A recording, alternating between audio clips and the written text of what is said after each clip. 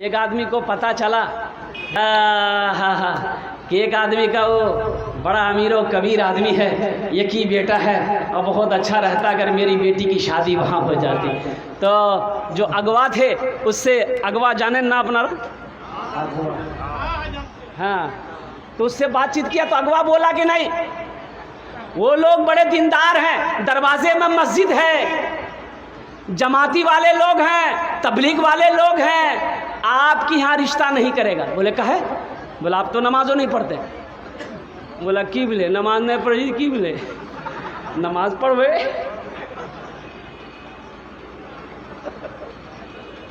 गया धंधा इतना मसल्ला खरीद के लाया,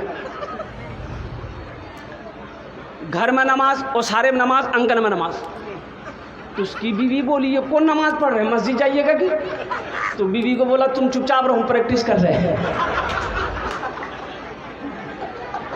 तुम चुपचाप रहो, हम प्रैक्टिस कर रहे हैं। 2 दिन प्रैक्टिस किया, अगवा को साथ लिया बेटी वाले के, लड़का वाला के यहाँ जाके पहुँचा।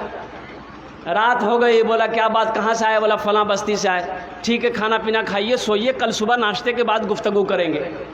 अब सुबह फजर में जमात हो गई मस्जिद में, और घर वाले ने उठाया मेहमान को कि भाई उठिए, टाइम निकला जा रहा, फजर की नमाज नहीं पढ़ेंगे? बोला पढ़ेंगे।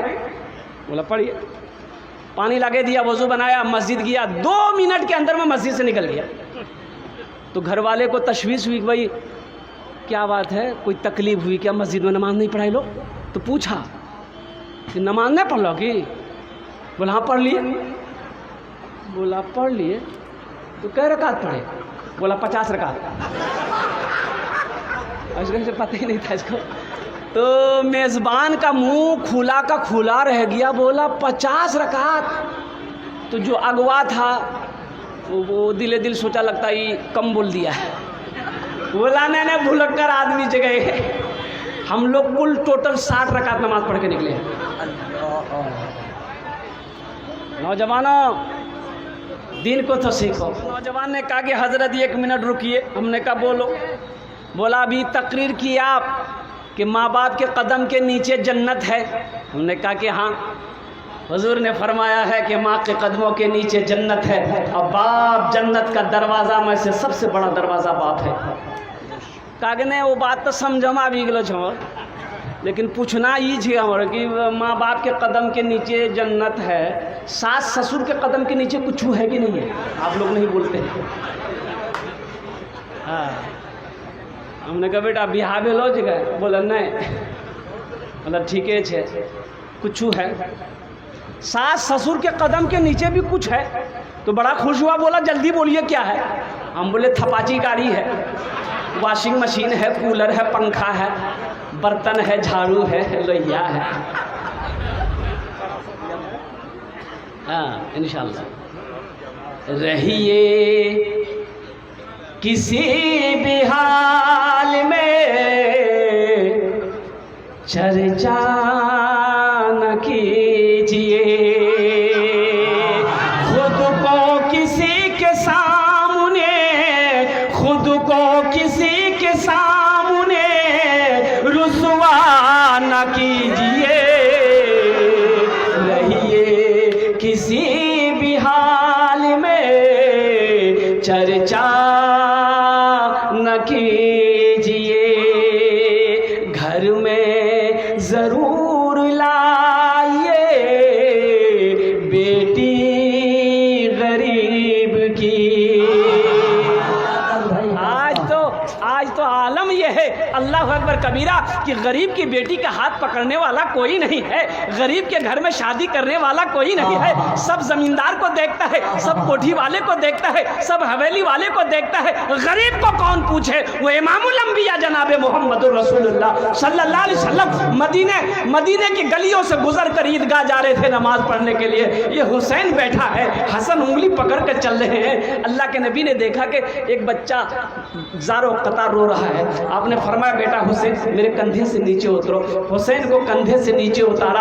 आमिना के लाल उस बच्चे के करीब जाते हैं, घुटनों के बल बैठते हैं, इरशाद फरमाते बेटा आज तो ईद का दिन है, आज तो खुशियों का दिन है, लेकिन तेरे आंखों में आंसू कैसा है और तेरे बाल ये गर्दो गुबार कैसे हैं, तेरे बदन में ये मैले कपड़े कैसे हैं। वो बच्चा और ज़ारो कतार रोने लगा। कहता है आमिना के लाल बदन में तो नए कपड़े उसके होंगे जिसके सर पे बाप का साया होगा, तेल तो उनके बालों में लगे होंगे जिसके सर पे माँ का साया होगा। या रसूल अल्लाह मैं तो यतीम हूँ, ना मेरी माँ है ना मेरा बाप है। आमिना के लाल की आंखों में आंसू आ गए। आपने इरशाद फरमाया अब बेटा मुस्कुराओ, क्या तू नहीं चाहता कि तू मेरा बेटा बन जा मैं तेरा बाप बन जाऊँ। सुभान अल्लाह बोले जमाल। क्या तू नहीं चाहता है कि तू मेरा बेटा बने?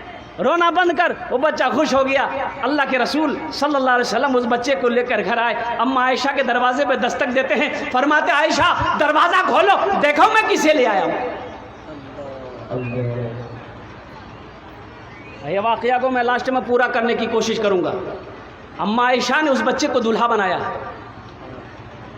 मदीने में ईदगाह में सारे लोग इंतज़ार कर रहे हैं कि अल्लाह के नबी तशरीफ़ लाएंगे, हम लोग नमाज अदा करेंगे। अल्लाह के नबी तो नमाज पढ़ने जा रहे थे, लौट गए, रास्ते से घर आए।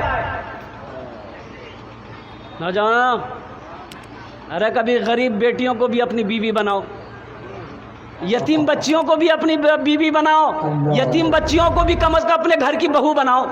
शायद अल्लाह उस यतीम के कदमों के सदक़े में आपके घर को जन्नत बना दे।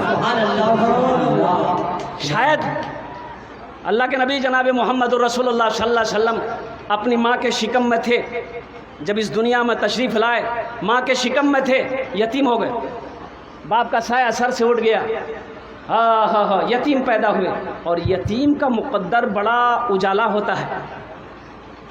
एक बात याद रखिएगा, हदीस में है कि महल्ले में अगर कोई यतीम, कोई घर में यतीम है, अगर उस यतीम के साथ अच्छा सलूक हो रहा है तो अल्लाह के नबी इरशाद फरमाते कि उस महल्ले में उससे बेहतर खूबसूरत घर कोई नहीं। जिस घर में यतीम के साथ अच्छा सलूक हो और जिस घर में यतीम हो उसके साथ अच्छा सलूक ना किया जाता हो तो वो घर सबसे बुरा घर है उस महल्ले के अंदर।